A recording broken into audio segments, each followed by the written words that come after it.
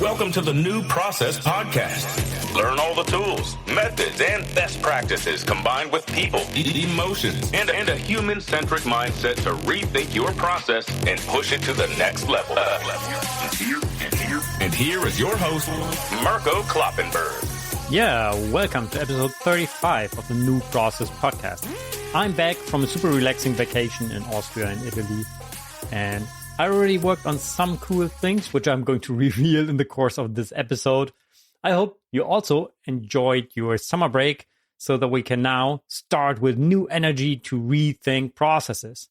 Today, I'm finally going to learn what UPN, the Universal Process Notation, is all about and how it supports a human-centric BPM approach. Therefore, I've invited UPN's co-inventor, Walter Brill, to the podcast. Walter developed UPN back in the beginnings of the 2000s with a number of co-workers at Nimbus, which was later acquired by TIBCO.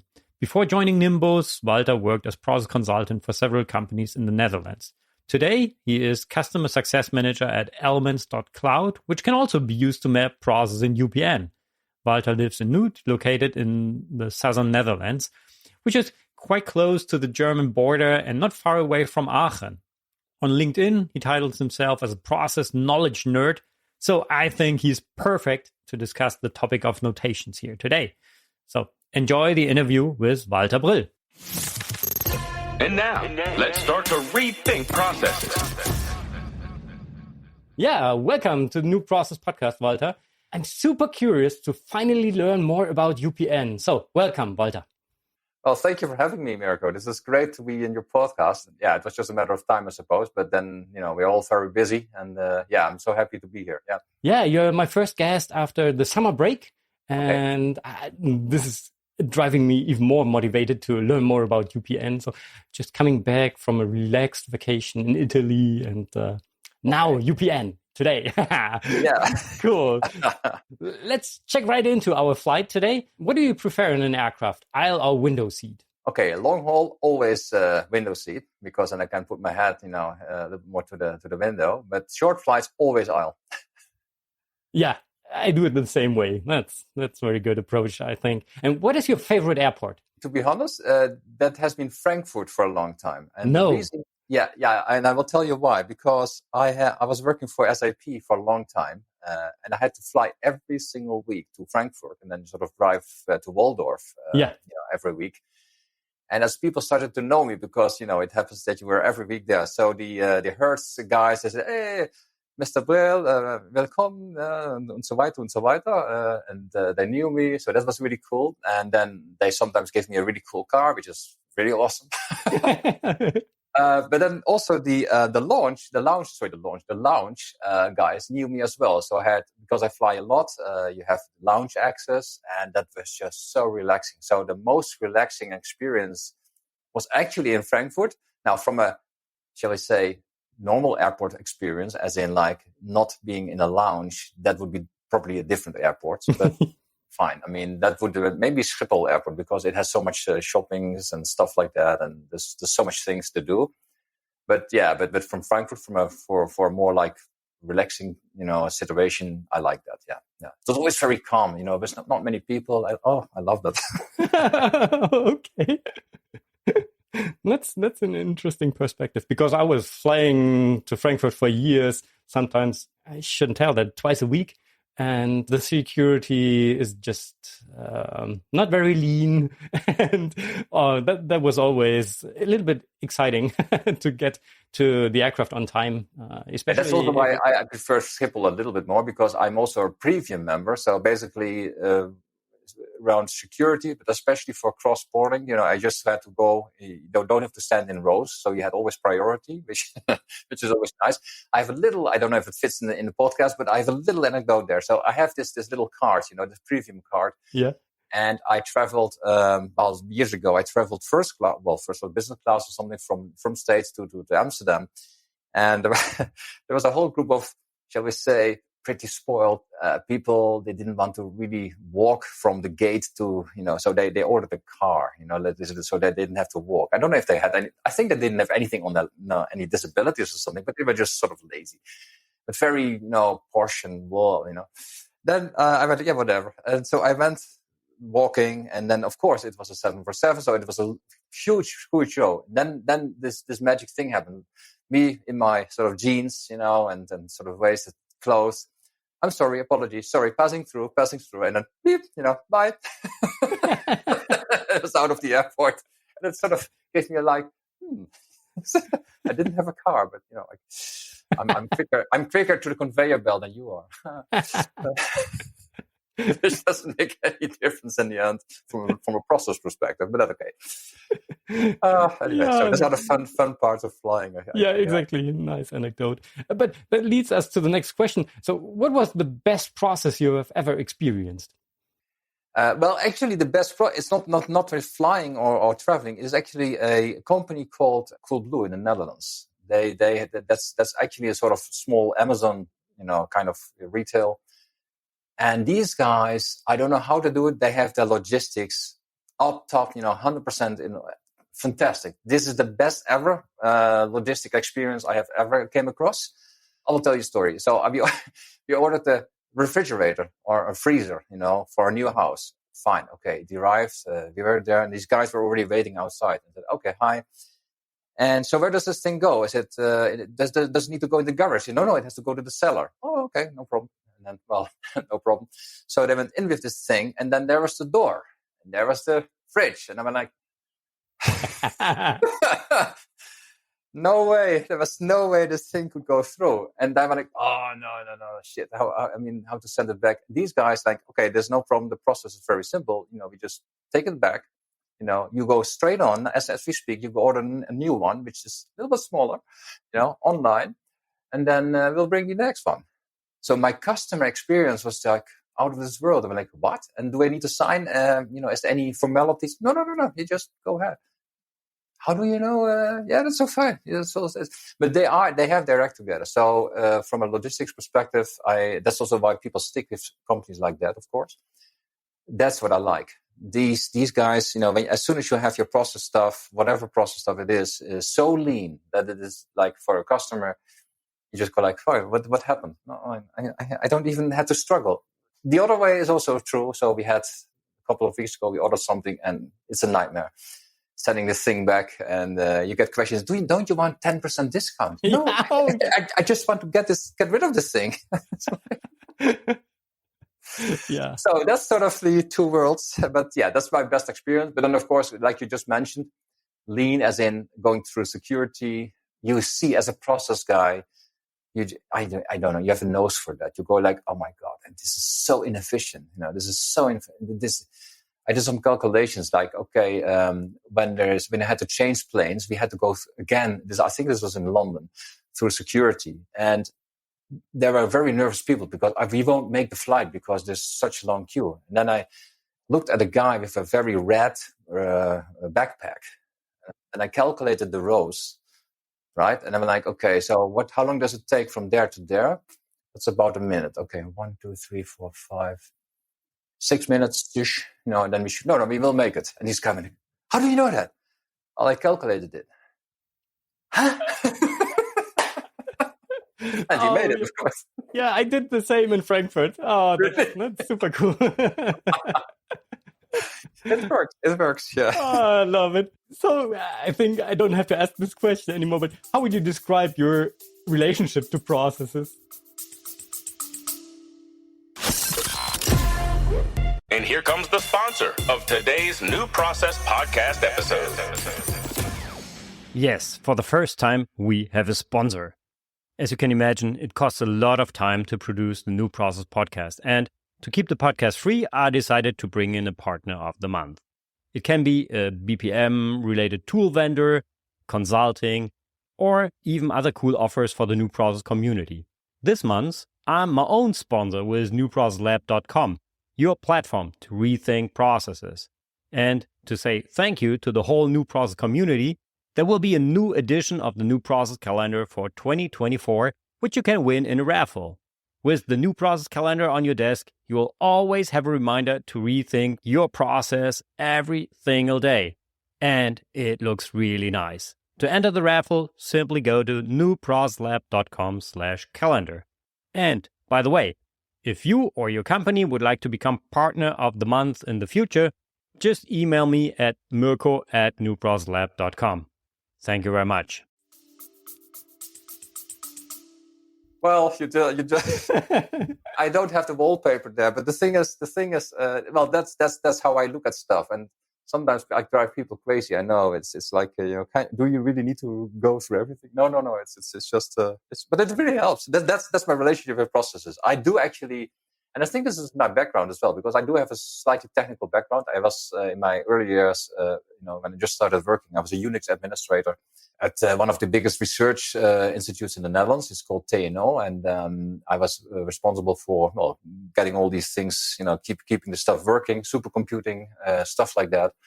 And then you also learn, what to do, what not to do. You need you learn sequences, as in dependencies, like do this first, then that. So it's sort of game. I don't know. I think I grew up with that. I think that's how it worked. Yeah. Okay, cool. That's super interesting. Yeah. Then let's deep dive into UPN. For those of our listeners who have never heard about UPN before, what is it and how does it look like? It is just a notation, of course. It stands for Universal Process Notation, which is just a label. And the easiest way from this whole podcast to remember what it does and what it is actually answering 5 questions. And these 5 questions I will just name them. You can always rewind and listen to them back or write them down or whatever. I do have a PDF, so I can send them. But these questions is very simple. So the first thing you ask, what happens? What happens? And then, I don't know, I take care of this, or I classify incidents or whatever. Okay, why do you do that? So there's a second question. Why? Oh, because I like it. Yeah, right. So when do you do that? The third question. When does it happen? When do you start to do that? Okay, so that's the third question. And then the fourth question is, so who's responsible? That's the resource, the role. Who's taking care of it? And of course, you can sort of add more things, but I come to this later. And then we have the fifth question is, how do you do it? And then you will drive it. So basically, it is what happens, why do you do it, when happens it, when does it happen, who's responsible, accountable, etc., and how do you do it? So answering these 5 questions very, very strictly on every single activity you create, that's the base of UPN. If you have to, that's the basic building block. And if you stick to those 5 questions, you already are in a good shape to build really cool process diagrams. There's more to it, but this is basically the base of everything. And then there's the rules like you don't exaggerate with the boxes on the canvas. Don't throw like hundreds of boxes there. But that's just a matter of, I would almost say it's almost a skill. It's almost an art. Like people can only guide it so much. Be clear. You will see very soon that it's wordsmithing, as in like, did you really think about that thing? So, for example, you see many times activities like receive package, like, yeah, or a very, very awful one, manage finance. What the hell? What do you mean with manage finance? In my trainings, I actually use the word manage in a very, shall we say, I don't even know if this is allowed nowadays, but I will do it anyway. Do you manage your food or do you cook your food? And then a lot of male guys go like, I manage my food because I'm married. But anyways, you see what I'm coming from. Managing is controlling, is steering, is sort of, pulling the ropes and see what's going on. That's actually managing. We try to avoid these kind of words. It is very practical. That's another aspect of UPN. So answering those 5 questions, be very practical. Just tell me what happens. Mm-hmm. I had there's another anecdote that actually sort of, really illustrates what can go wrong. I was on an assignment in South Africa for a big pipeline organization, transporting all these fuels and whatever through pipes. And I was training, I think this was middle management or something, but anyway, some executives. And I said, listen, let's do a game. I will divide the class in 2 parts. I will ask the question, can you please describe what you think your company is doing? Sure, easy. I said, okay, now like 5 minutes. And then one group came back. We satisfy our shareholders. Okay. The other group came back with, we transport fuel from A to B. Mm-hmm. I said, okay, you won, you lose. And then the group with, satisfying shareholders, no, what is that? We just said, well, the thing is, if you transport your fuel from A to B in the most efficient way, cost effective, what have you, then you automatically satisfy your shareholders, right? So what is your core? Okay. So that's actually also a nice illustration how to do that and how to look at things. So basically, don't try to be, on the highest levels, even on very high level, to be too abstract. Just say what you do. Well, I fly planes around. I carry people from A to B. Using a plane, because people seem to have this, sort of intention to get from A to B. So fine. Oh, we want to make money as well. Yeah. Okay. Fine. Yeah. Okay. And how does UPN look like when you map it? I know it's a challenge to do that on a podcast, but maybe you can try to explain it. I'll do my best. So basically, imagine drawing a rectangle. Yeah. It is your activity. So it's just one box. There's no other symbols. We don't have decision symbols. So for the audience who don't know notations, but in the process world, you have loads of symbols in all kinds of cryptic thingies. We don't have that. So basically, UPN has this only symbol, which is a rectangle. And that rectangle always, no exception, always depicts an activity. And activities always, no exception, start with a verb and a noun. So it's always classify incident and not I classify incident, or, the help desk employee classifies incident, or even worse, incident management. No, that's just a container. So you always have to start with a verb. So you have a rectangle. So envision yourself a rectangle, classify incident, verb, noun. Then you answer in, why would you do that? Well, because we do this for like 10 years. No. But why? You know what? Let's not do that anymore. No, because I need to understand as to, why these things need to be classified. Great, that's your answer. So that's your why. So you have to answer the business why. Now, here's a very... So where do you put the why? Where is it written, or? That's the outcome. Okay. Right? So that's the outcome. That's always think with the end in mind, say. So basically, why do you spend time and money on classifying incidents? Also, that I know the next steps or whatever, whatever your answer is. But it is always a business answer. It's not a system status. So many times you see things like validate customer, then we get a validated customer. Yes, great. That's the status. It's just good. It's okay. It's not wrong. But why do you do that from a business perspective? Well, so I know I have maybe to mitigate risks. Oh yeah, risks mitigated. Okay, cool, fine. That sounds like a business answer. But then we have only answered two questions. So basically a rectangle with the activity. Then we have the why, which I think is very important. And that's an attribute if you map that in a tool, or is it also? Yeah, you could see it as an attribute. Yeah, it is actually. I will come to this later with respect to AI, because that's really an interesting thing, and user stories and stuff like that. But that will come. I don't want to make things too complex right now. So basically, you have that activity, that box, right? With what are you doing? Well, classify incidents.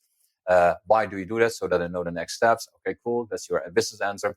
When do you do that? When there's a customer call, maybe. When there's a request. Okay, so that's your when, right? So we have now already a box with an arrow going in, depicting the when.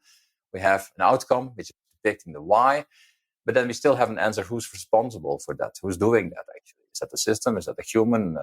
Are that multiple persons? So that would be the role or resources. And you stuff these resources under the activity box. So basically, you have an activity box answering the why, the when, and who's responsible. Then you already are pretty complete, because you have your context.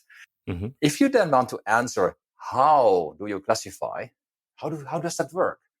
Well, let me show you. And then you literally drill down to the next layer. So it's a hierarchical system. I didn't actually mention that before, but it is hierarchical.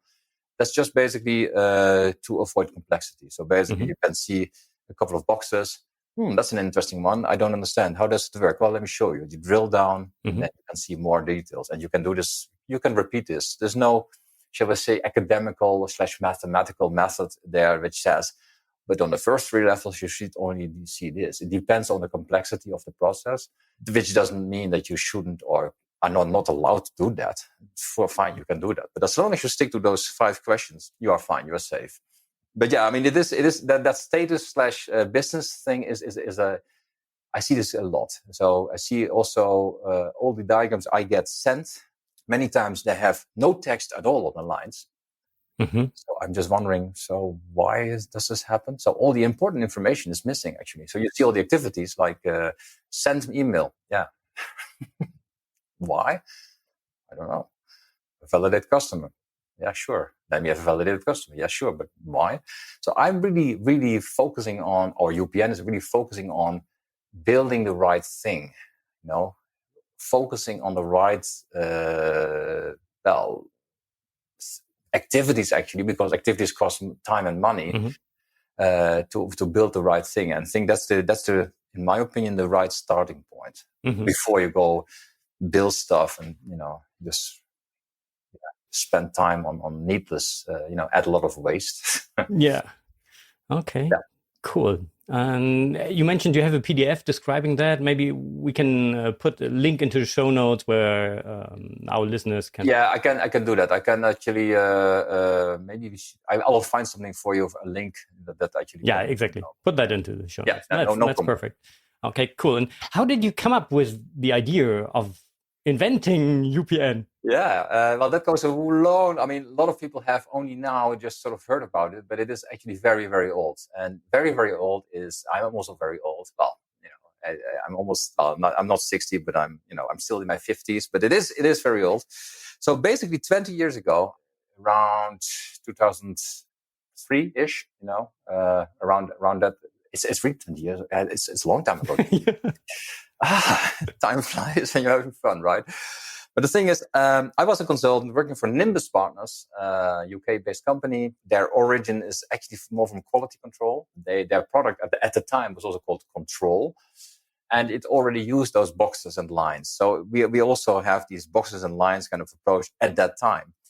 And there was a certain pattern I discovered. So when I was sitting in one of my hotel rooms for this, a countless amount of times that I was actually sent abroad, I looked at the diagram and then I'm like, okay, there must be something similar I can repeat and be able to sort of, create consistency in these diagrams. Because I think it is a very important thing. It doesn't really matter which notation you use, as long as you're consistent and you know what you're talking about. That's really important. So I looked at it and then went like, okay, wait a minute. This is actually always answering the why question. That's interesting. Would it work for everything? And the answer was, yes, actually it does. Oh, cool. So the what, of course, the what we knew because we already started with a verb and noun. That was a given.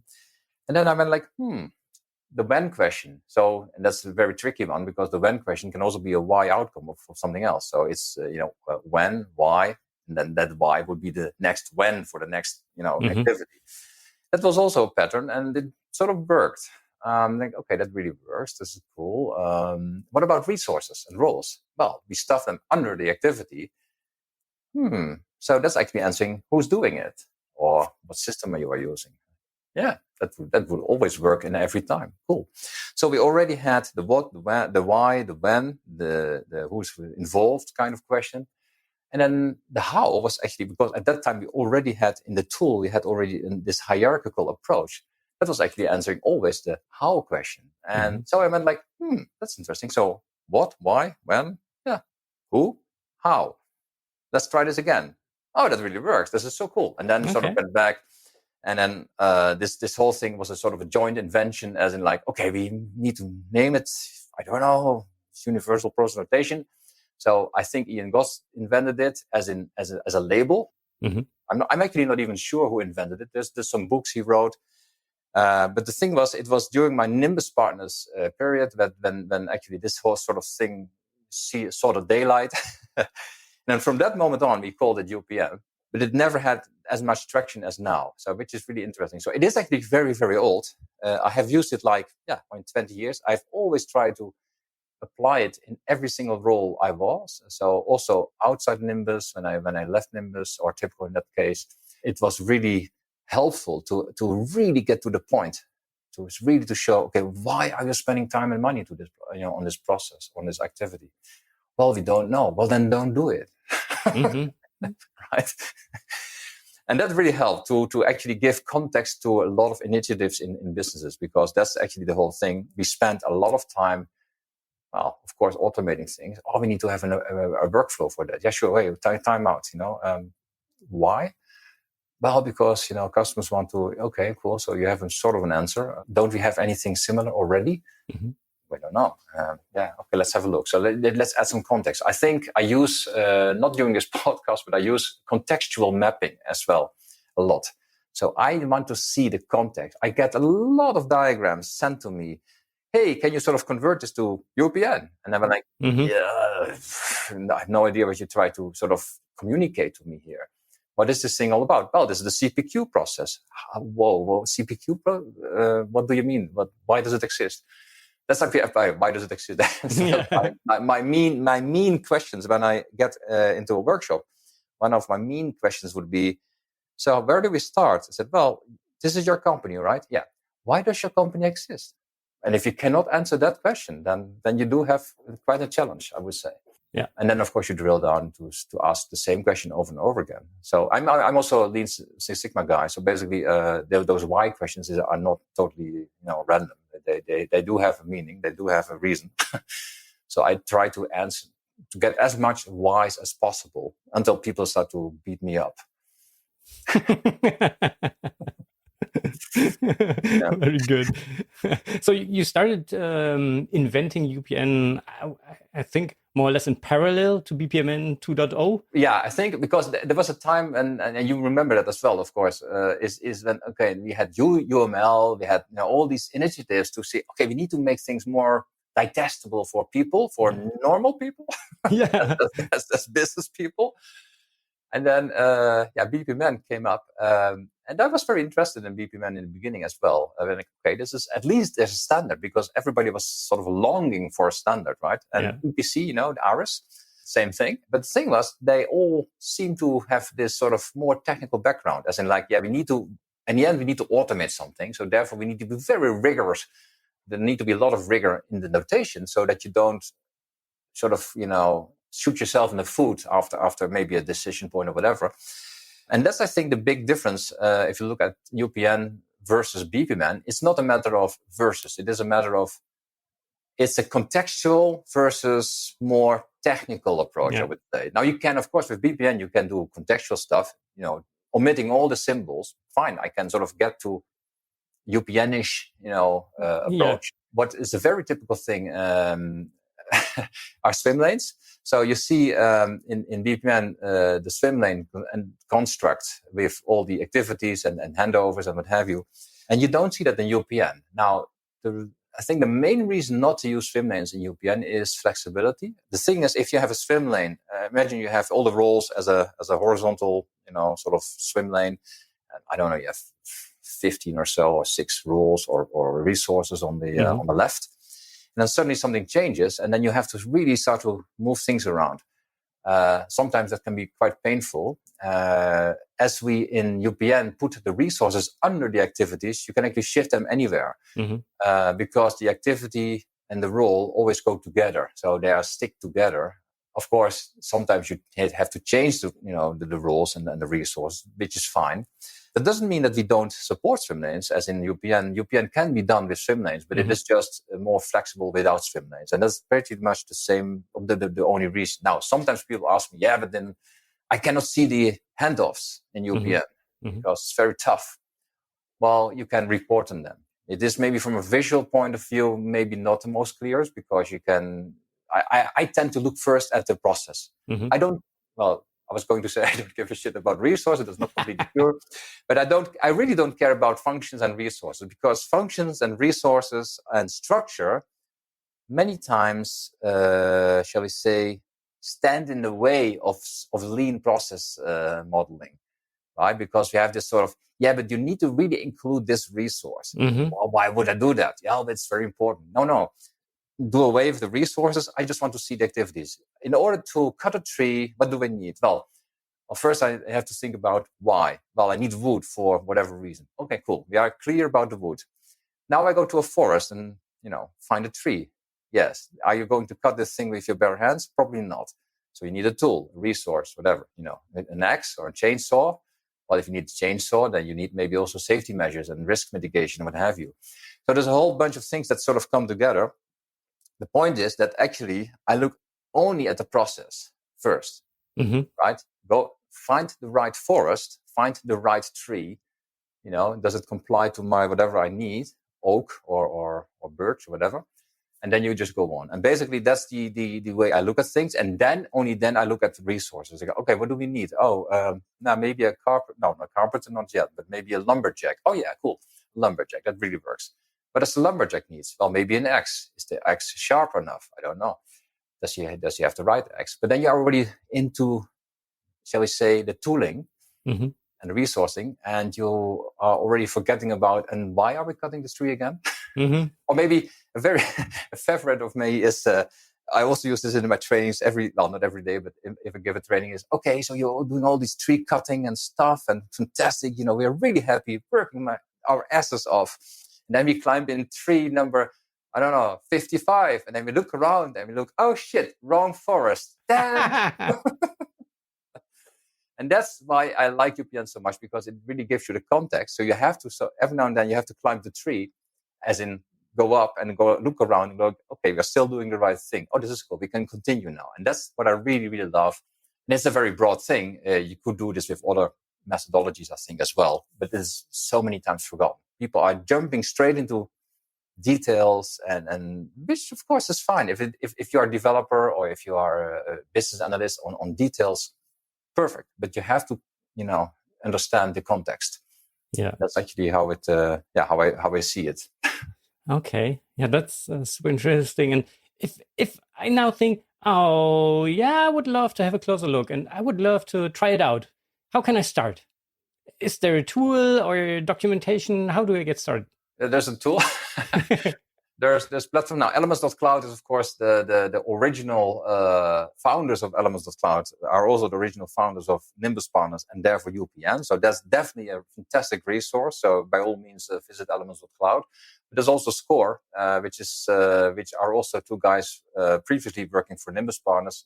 Fantastic tool. So I think Elements.cloud and Score currently are the best tools if you want to look at tools to sort of, work with UPN. Now you could go like, I have PowerPoint. Yeah, sure. You can create boxes and lines in PowerPoint, but it's just a drawing. And then I must actually sort of go a little bit further. And I cannot speak for Score, but I can speak for Elements.cloud. It's so much more than just a drawing. It's a database. There's relationships. I can report, analyze. You can totally knock yourself out. Resource reports, what have you. You can do so many things. SciPoc reports. There's so many things you can do there, but that's because it's a database. And of course, when people look at screens, they see the first thing they see is a graph, as a diagram. Oh, that's a cool drawing tool. And I go like, no, it's not a drawing tool. A methodology, but it's so much more than that. And what you see in practice, and that's really, really funny to see, is also in the Salesforce market, I must say, is, it's so easy to configure your CRM stuff. Yeah. Yes, absolutely. Like so many other software tools out there, it's so easy to configure. But what about documentation? How have you an architecture? Have you thought it through?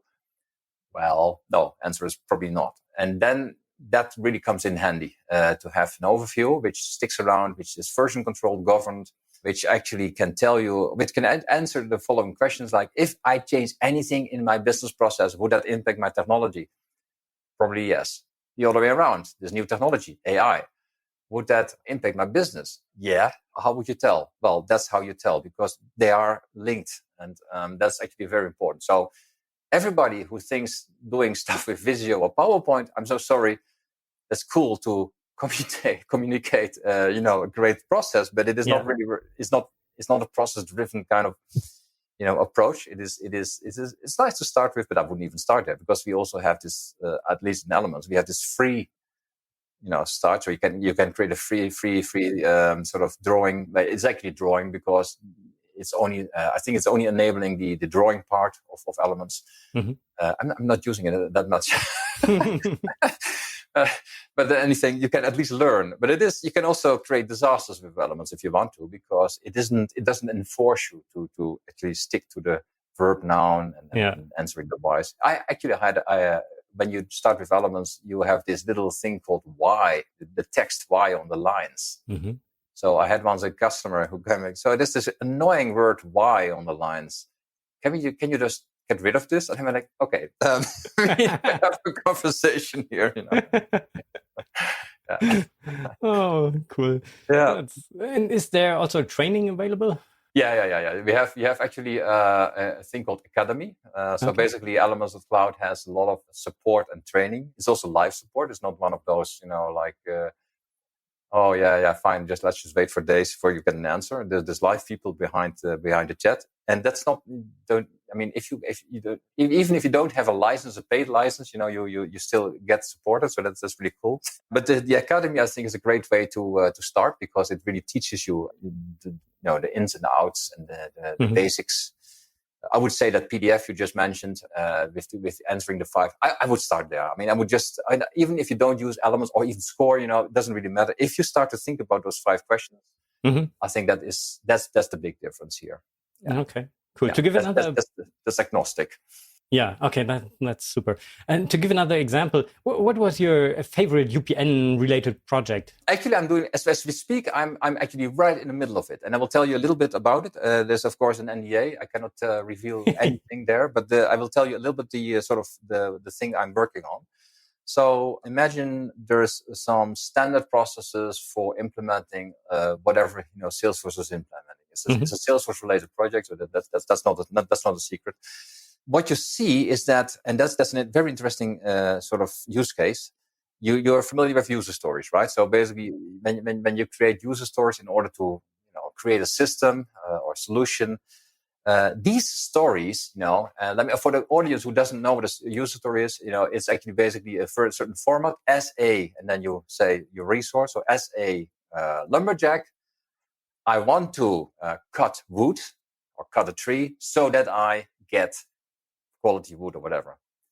So basically, as a role, I want to do something so that that's basically a very short user story. Now, the fun part of these 5 questions is that these are actually tiny user stories already, because if I make sure that I have text on the lines and everything, all the details are there. And the project I'm currently working on is, and that's really cool, is we call this Elements GPT. Obviously, we do stuff with AI as well. That is actually able to derive user stories from your UPN diagrams. Now, I would say it's a prerequisite to have text on the line. So answering the whys, answering the whens, that must be in there. Otherwise, the AI goes like a human. I have no clue what you're talking about. So what is this all about? So you have to have some flesh on the bone, as we say it. And what you then see is that the AI engine can not just generate proper user stories out of your diagrams, which is really helpful for developers. It actually adds more flesh to the bone. So I will give you one example. So we have this very tiny activity called, I think it's called combine line items for an invoice or something like, or for a quote. So basically, you have a lot of products which are similar that need to be combined so that you get the output is then more smooth, more, shall we say, summarized version of what you are buying. So basically, it's to make things a little bit more simple. That whole idea about making things simple is not described anywhere. So when I generated the story, auto-generated the story, AI engine came back with so that the customer has a smoother experience. And I'm like, wow, that's so cool, because now finally you see that AI, can really add value. Now you still need an expertise kind of view on it, because you need to see, okay, does it make sense? Yeah, this actually does make sense. And so our challenge as an Elements of Cloud is to see the 20-80 rule, the 80-20 rule. So are the answers AI is giving us always good, or are sometimes bad suggestions? Well, that's something to play with. But that's the most coolest UPN project I'm currently doing, because UPN is required. So there's a real reason now to actually stick to those 5 rules, to those 5 questions. I'm already sort of testing and experimenting with, in this case, ChatGPT, to see could you even validate if we are talking about a real, UPN diagram, yes or no. So you can actually give it all the rules and say, listen, given, blah, blah, blah, blah, blah, blah. Is this a valid diagram? And then the engine comes back like, this is not a valid diagram because you have not started with a verb or whatever, stuff like that. And that's really, I don't know. I'm a process. That's what excites me. Well, there's more things that excite me, but this is so cool. This is like, wow, you see, I can see it. If you see it, you just go like, oh my God, this is so cool. And then you will certainly realize that it really, really makes sense to start using this sort of hierarchical approach, contextual approach, to actually build the right thing, because that's what we constantly see happening. And you have seen, I'm sure you have seen disasters in your life where you go like, oh my God, why did you create it like that? It's well, we didn't know. Sometimes you just see things, you go like, oh my, well, one small example. I recently get this really crazy idea to put Wi-Fi modules in my airco systems. Yeah. But airco suppliers are not there. Their origin is not IT, is not Wi-Fi, it's not internet. So there's a big gap between how they perceive, home automation. It was just like, you just go like, okay, fine. Two different worlds, very bad experience. Yeah, cool. So you're also experimenting with AI. That's, shall we say, in a very strict and rigorous way, because I don't want to get into the trap of where AI sort of suggests things and people go like, yeah, but AI said it, so it must be true. Or it must be the right thing to do. Because sometimes it suggests things where you go like, no, yeah, it doesn't work. That's not how it works. So we need the prompting is the most important, right? So generating those prompts, that's actually, we have a whole team working on that to actually think about what's the best way, what's the contextual way. So as Elements.cloud is a Salesforce-related sort of solution. Now you can use it also without Salesforce, of course, if you just want to stick to UPN mapping. But the thing is, we know about your configuration in Salesforce, so because we analyze that. And that information combined with the, shall we say, the diagramming, that really makes the whole solution quite interesting. Yeah. That's a super cool use case. And I'm currently thinking about hosting another episode on AI, how to use ChatGPT to rethink processes and how to prompt and so on, just independent from a tool, but also thinking about how to import process models into ChatGPT to get really process-specific answers there. Yeah, I think we are very close to that. I mean, that's another aspect of UPN. It wasn't there before because people were asking, so why the hell would they use UPN? Because, well, I guess we are going to an era where actually we only have to think about the whys, so only about building the right stuff, which I think is a great thing. So we don't are, stuck in details and that we can't do this because we can't automate this, or because of the automation is like this, you just have to work like that. No, I just want to look at it from a business perspective. And I think AI is going to really help there. That really makes a difference, yeah. Doing all that nitty-gritty detail stuff, right? As in like, this is how you would create a flow. Okay, yeah. Okay. Cool. Before we arrive at our final destination, let's take a step back and just to apply all your overall experience to rethink processes. What would your 3 top recommendations to our listeners be to rethink processes to get to a more human-centric approach? Maybe by using UPN as well, but I would not start with. Well, I would definitely recommend UPN, obviously, because I'm heavily biased. But the thing is, I started when I sort of. It sounds like almost like dramatic, but when I saw the light, I read a book a long time ago. A book called Beyond Reengineering, Michael Hammer. So Beyond Reengineering. I don't know if the audience knows Michael Hammer, but there was this reengineering concept in the, I think it was in the 70s, 80s or something. I'm forgetting this.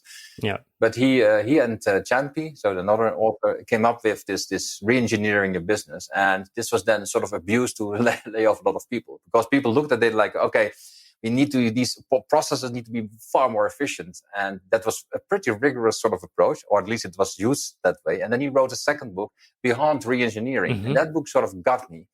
I would definitely recommend to look it up. So Beyond Reengineering from Michael Hammer. He doesn't live anymore. He a couple of years ago, I think he died. But the thing is, that book really inspired me to suddenly think about, oh, wait a minute, it's not about automation. It's not about doing fancy things with flows. It's about value. It's about creating value for the customer. And the customer can be an internal and an external customer of you, right? So basically, that's what it is all about. And he really depicts it very nicely in that book. So that would be my first recommendation. Go and look up that book because I think it's a really cool thing. Now, there's a zillion other books I could recommend, but this is the book I think is really cool. And then there's this second thing, and that's practicality. Be practical. Don't stick around in, like in a specialism. I totally get that. So both my daughter is a doctor and my son is doing surgeon operation assistant studies, something like that. There's a very, very focused, shall we say, skills and things. I think as a process guy, you need to be pretty broad. You need to be holistic. So basically, you need to step back a little bit, climb that tree and look around and see, okay, what was this all about? So build the right thing is, I think, a very, very important thing. That's at least what I have learned all those years. I was also in the early days when I was still very young. I was really focusing on all this. Oh, this is so cool. This is so cool. Yeah, but nobody's going to use it. Oh, okay. So that would be my second thing. And the third thing is just do it. Just whatever tool it is, but rethink those questions, definitely with UPN, but just try it out. Then you get stuck with, but how does this really relate with BPMN? Because I'm such a BPMN guy, or I'm such an EPC guy, which is totally fine. Or I'm such a swim lane guy, which is sort of fine. You can always embed those notations inside UPN. So basically, I can totally imagine where you have an activity called, classify incident, and you might have a BPMN diagram that actually totally, lays that out. Great. Then just use that. You're like, oh, can you do that? Yes, you can. Is it allowed? Yeah, why not? As long as it is in the right context, as long as you're building the right thing. And then, of course, later on, build the thing right. That's another thing. So, be more efficient. But that would be my 3 recommendations. Yes. Yeah, cool. Thank you. That's super interesting. And where can our listeners learn more about your activities? How can they contact you? Well, I'm definitely on LinkedIn. So if they want to really sort of get a sort of one-to-one, more than happy to do so. So definitely look me up on LinkedIn. I think that's the quickest. Obviously, you can go to Elements.cloud where I work. So Elements.cloud is a company based in, the headquarters is in San Francisco, but the majority sits in the UK, and we have our development team actually in the Ukraine, in Lviv. Okay. And we are pretty spread out. So it's a pretty virtual company. Obviously, we do have an office. But as you can see on my back, I mean, I'm 100% dedicated to Elements.cloud because I just love to work with the guys. And of course it's UPN, but it is very exciting stuff. But I'm much broader than that. I'm also very concerned about climate change and what have you. All these things. So I'm definitely a little bit more than that. But the thing is, you have to have a passion in your life. And in my case, that's Elements.cloud. So Elements.cloud is definitely a website I would definitely look up. Even if you're not Salesforce related, go there and have a look. I think it will be surprising what you can do with it. And if you have any ideas, please do share, because that really helps. Yeah. Okay. Thank you for that offer. And beyond UPN, what, tool, method, expert would you recommend to me and to our listeners to have a closer look at, to get new ideas on how to rethink processes? Totally didn't mention it, but the number one thing I would right now in this current time, as in all these things are happening, please go and learn system thinking. Okay. System thinking is so important. I mean, the I don't know how it is in but Mirko, you live in Germany or in you live in Germany? Okay. Yeah. So as you probably know, then there's this polarization going on. We, in the Netherlands, we call it hully zully, which is like they say, oh, them or that. If you start to learn about system thinking, you certainly realize, oh, wait a minute, it is slightly more subtle than you would think, right? And I think system thinking, I do have also a book. I'm not sure where I have the book, but probably somewhere on the back there. Yeah, Thinking in Systems from Donella Meadows. So Donella Meadows, I can send you the link. Yeah, that's, I think, the base to learn it. And it is, I would almost go like as far as I would say, can we please on schools, sort of get that system thinking thing in there, because I think that's one of the most important things right now. So we get more. Not everybody has to become smart or something, but it's more to avoid all this polarization and all this stuff. I think that's a really, really interesting topic. Yeah, definitely. So if I don't know who's in my network the best system thinker, or there's a couple of people there, but yeah, fine. That's really that I wouldn't recommend. Yes, definitely. Yeah. Okay, I put that on my waiting list. There's already a long list of topics to have a closer look at. But yeah, it sounds very interesting. Yeah, Thank you for that recommendation. Cool. Yeah. Cool. I don't know if you realized we already landed the aircraft and very smooth landing. Yeah, exactly. How would you describe your flight experience with just 3 words?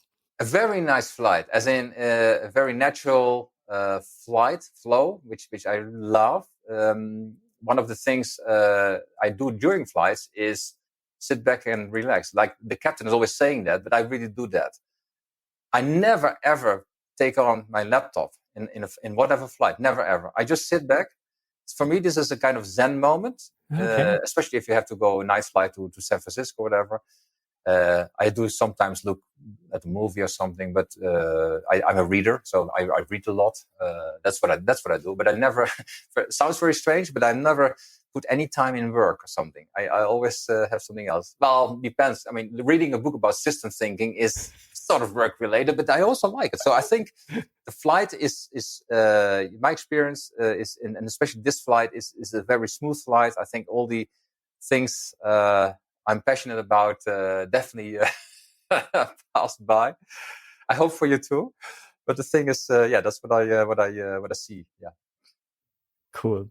Walter, thank you so much for being my guest on this flight. It was super interesting to learn more about UPN and way beyond that. I'm already looking forward to meeting you in person at the New Process conference. So first time that I'm going to mention it here, we started planning having a physical meeting of the people we all know from virtual meetings. Podcast, LinkedIn. I'm super excited. I mean, I saw your announcement actually, and I'm really, whatever happens, I want to be there. I really want to make sure we're going to share more. Yeah. So location is not fixed yet, but maybe when this episode goes online, we already have something more to tell you. Have you ever thought about Aachen? Not yet, not yet. But maybe it's close to Aachen. We'll see. Köln is also okay. Okay, Walter, thank you so much. Have a great day. Bye-bye. It was a pleasure. Bye-bye. Let's recap today's New Process inspiration. Wow, now I know what UPN is all about. That was super interesting, and I really like the lean and clean approach of UPN. And I think it's super easy to start with these 5 questions to get all the information you need for the activities in your processes. So what happens? Why does it happen? When does it happen? How to do it? And who is responsible? I think it's super cool to use these questions to map your processes and then transfer the information into the attribute of the respective activity. I'm a big fan of methodologies like this that work step by step to create a process design. And I also like his definition of the why. So the business why. It's not on the emotional level of a process purpose, but maybe this can also be reflected to explain how an activity contributes to the overall purpose of a process. I'll think about that. So I think it's super interesting that Element.cloud integrates with Salesforce. So that's a cool benefit for all Salesforce users out there to have a direct connection between both tools and get documentation created in Elements based on what you have configured in Salesforce, if I understood that right. But as Walter said, Elements.cloud can also be used without Salesforce. And there are also other tools out there to map process in UPN, or you can even do it on paper if you like to, just by following these 5 questions. So in my opinion, UPN really supports a human-centric BPM approach with its simplicity and clarity. And I would totally recommend to take a look at it as an alternative approach to even simplified BPM 2.0, which, as you know, is not really my favorite notation due to the complexity, and employees don't understand full-blown BPMN, even if you use simplified version. So you'll find all the links Walter mentioned to learn more about UPN in the show notes. And to give you an outlook, there are a number of interesting expert interviews in the pipeline. I'm planning to explore even more ways to rethink processes. So stay tuned. But for now, thank you very much for listening. Have a great day. Bye-bye and auf Wiedersehen. You've been listening to the New Process Podcast. Make sure to subscribe so you don't miss the next episode for more tools, methods, and best practices to rethink your process and push it to the next level. Thank you for listening. Before you leave, in the interview, Walter and I already talked about the New Process Conference, which was one of the topics I was working on during the last weeks after my vacation.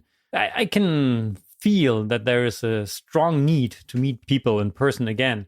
That's why we have kicked off the planning for the New Process Conference, which will be an experience to meet other BPM enthusiasts and to get new ideas to rethink processes. So hopefully we can meet there in person too. To not miss the latest news, just stay tuned and listen to the upcoming episodes of the New Process Podcast, or simply subscribe to my newsletter at newprocesslab.com/update. Thank you much. Have a great day. Bye-bye.